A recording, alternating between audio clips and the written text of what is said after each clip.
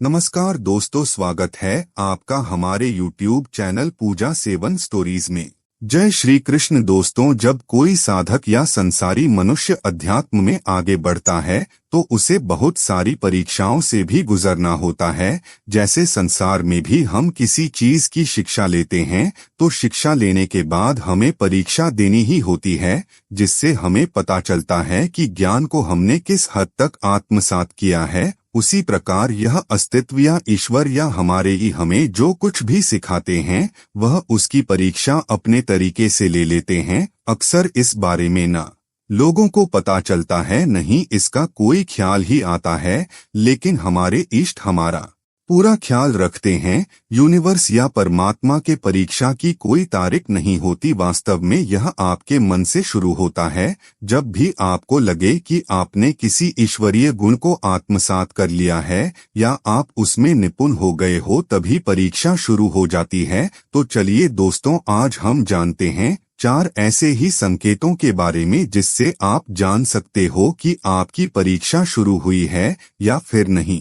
पहला संकेत, आलस्य आना, यानी जो भी साधना आप कर रहे थे या जिस भी अध्यात्म के नियम का आप पालन कर रहे थे उसमें आपको आलस्य आना शुरू हो जाएगा। शुरुआत में तो सभी को इन सब बातों में खूब मन लगता है, खूब रुचि जगती है, खूब सेवा साधना आदि करने की इच्छा होती है, लेकिन थोड़े ही समय बाद यह सब निराशा सा प्रतीत होने लगता है और तब हमारा मन हम पर हावी हो जाता है। हमें आलस्य आना शुरू होता है। मन ऐसा सोचना शुरू कर देता है कि अगर इतने दिनों से कर रहे हो 2 दिन छोड़ भी दोगे तो क्या हो जाएगा, और हम छोड़ देते हैं। दोस्तों, यह परीक्षा असल में हमारे इच्छा शक्ति की जांच करने के लिए की जाती है कि क्या हम आलसी होकर बैठ जाते हैं या फिर लगातार अपने पथ पर आगे बढ़ते रहते हैं। दूसरा संकेत, परीक्षा है रिश्तों की उलझने। एक समय के बाद आपको ऐसा लग सकता है मानो आप रिश्तों के बीच उलझ गए हो। आपके सारे रिश्तेदार, फिर चाहे वह आपके माता पिता, दोस्त, सगे संबंधी, सभी मिलकर आपको आपके यसे भटका रहे हो और जिम्मेदारियों से बंधे होने के कारण आप भी उनसे दूर नहीं हो पा रहे हो। आप मानो एक धर्म संकट में फंस जाते हैं और धीरे धीरे आप फिर अपनी साधना आदि से भटक जाते हैं। लेकिन दोस्तों, तब यह समझना आवश्यक है कि यही आपकी परीक्षा का समय है। आपके रिश्तेदार के रूप में असल में आपके इष्ट ही आपके मन में नकारात्मक चीजें डालकर आपको भटकाने का प्रयास कर रहे हैं। इसलिए ऐसे समय में आपको अपनी समझदारी और संकल्प शक्ति दोनों का ही उपयोग करते हुए उनके बातों में नहीं आना चाहिए, बल्कि आपको अपने ऊपर विश्वास रखना चाहिए कि आप उचित रास्ते पर हैं और उन्हें समझाने की कोशिश करनी चाहिए। तीसरा संकेत, डरावने अनुभव। जब आप कोई भी साधना करते हो तो निश्चित ही शुरुआत में सब कुछ बहुत अच्छा प्रतीत होता है। जैसे ध्यान में शुरुआत में बहुत आनंद आता है। जब आपको कुछ रोशनी से ध्यान में कोई डरावनी चीज दिख जाए या फिर आपको अपने आसपास कोई चीज या ऊर्जा हमेशा महसूस होने लगे इत्यादि। दोस्तों, छोटे मोटे साधक ऐसी स्थितियों से घबरा कर ही भाग जाते हैं, लेकिन ऐसे समय में इनसे डरना गलत है, क्योंकि असल में यह आपकी परीक्षा है कि आपके भीतर अपने इष्ट के प्रति कितना लगाव और कितना विश्वास है।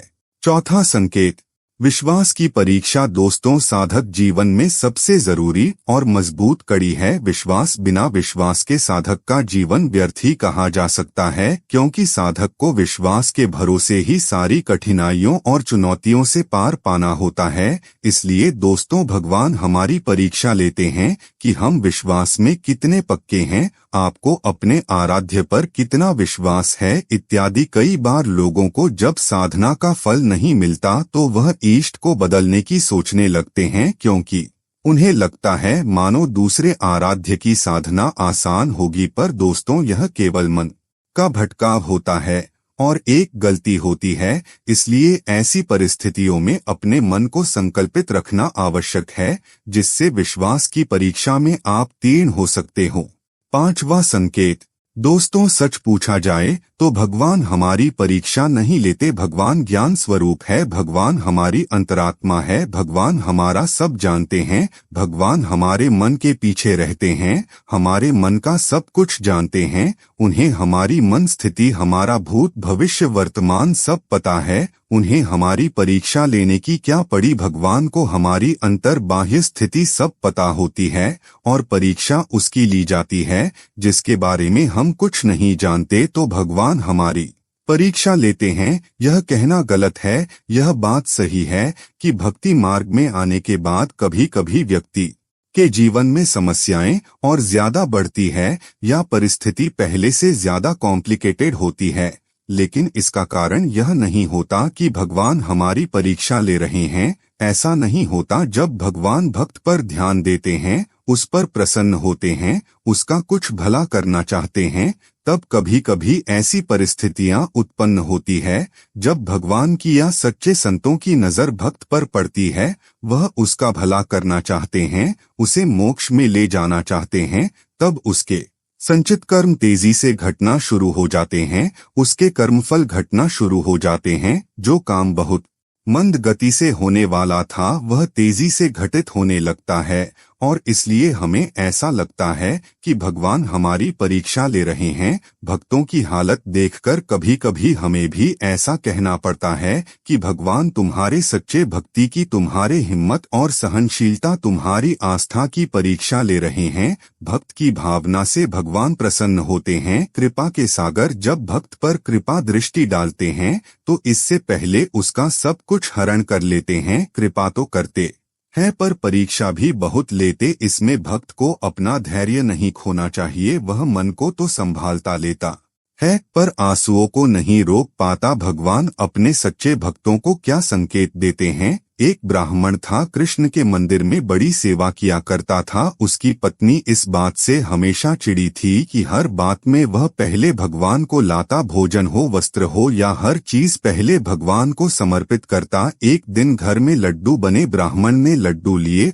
और भोग लगाने ने चल दिया। पत्नी इससे नाराज हो गई, कहने लगी कोई पत्थर की मूर्ति जिंदा होकर तो खाएगी नहीं, जो हर चीज लेकर मंदिर की तरफ दौड़ पड़ते हो। अब की बार बिना खिलाए ना लौटना, देखती हूँ कैसे भगवान खाने आते हैं। बस ब्राह्मण ने भी पत्नी के ताने सुनकर ठान ली कि बिना भगवान को खिलाए आज मंदिर से लौटना नहीं है। मंदिर में जाकर धुनी लगा ली, भगवान के सामने लड्डू रखकर विनती करने लगा। एक घड़ी बीती, आधा दिन बीता ना तो भगवान आए ना। ब्राह्मण हटा, आसपास देखने वालों की भीड़ लग गई। सभी लोग देखने लगे कि आखिर होना क्या है। मक्खियां भिन भिना आने लगी, ब्राह्मण उन्हें उड़ाता रहा। मीठे की गंध से चींटियां भी लाइन लगाकर चली आई, ब्राह्मण ने उन्हें भी हटाया। फिर मंदिर के बाहर खड़े आवारा कुत्ते भी ललचा कर आने लगे, ब्राह्मण ने उनको भी खदेड़ा। लड्डू पड़े देख मंदिर के बाहर बैठे भिखारी भी आए गए। एक तो चला सीधे लड्डू उठाने तो ब्राह्मण ने जोर से थप्पड़ रसीद कर दिया। दिन ढल गया, शाम हो गई, ना भगवान आए ना ब्राह्मण उठा। शाम से रात हो गई, लोगों ने सोचा ब्राह्मण देवता पागल हो गए हैं,